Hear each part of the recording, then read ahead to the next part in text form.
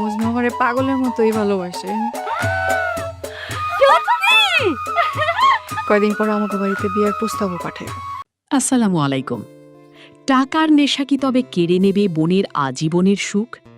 একদিকে রুস্তমের আকাশচুম্বী লোভ, আর অন্যদিকে লাইলির চোখের জল। রূপনগরের বাঁকে বাঁকে এখন শুধু ষড়যন্ত্রের খেলা।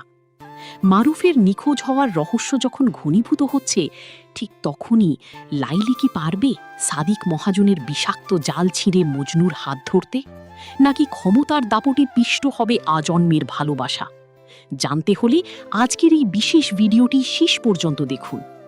বন্ধুরা, গত পর্বে আমরা দেখেছি রুস্তম টাকার গরমে অন্ধ হয়ে নিজের বোন লাইলিকে সাদিক মহাজনের হাতে তুলে দিতে মরিয়া। লাইলি বারবার মজনুর প্রতি তার ভালোবাসার কথা বললেও রুস্তমের কাছে এখন বড় সত্য হল লাভ। আগামী পর্বে আমরা দেখতে পাব লাইলি আর চুপ থাকবে না।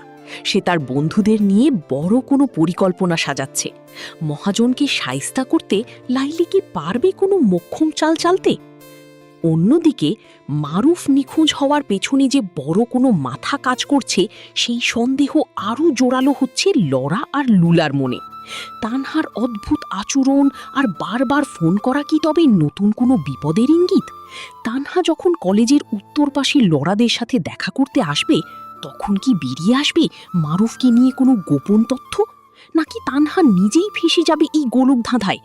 এছাড়া লতিফ আর বড় ভাইয়ের কথোপকথনে স্পষ্ট যে পুলিশের চাপ বাড়ছে এবং পর্দার আড়ালে অন্য কেউ এই খেলা নিয়ন্ত্রণ করছে। সে কি আজমল চেয়ারম্যান নাকি নতুন কেউ, তা আগামী পর্বগুলোতে হবে দেখার মতো।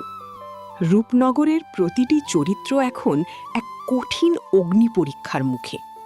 ভাইয়ের লোভ বনাম বোনের অধিকার, আর মিথ্যে অপবাদ বনাম নিখোঁজ ভালোবাসার লড়াইয়ে শেষ হাসি কে হাসবে? লাইলি কি পারবে মহাজনের হাত থেকে বাঁচতে, নাকি রুস্তমের জেদ ধ্বংস করে দেবে সব? রহস্যের জট খুলতে আর টান টান উত্তেজনার এই নাটকটির পরবর্তী আপডেট পেতে আমাদের সাথেই থাকুন।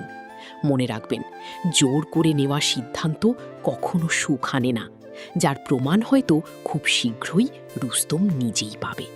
ধন্যবাদ।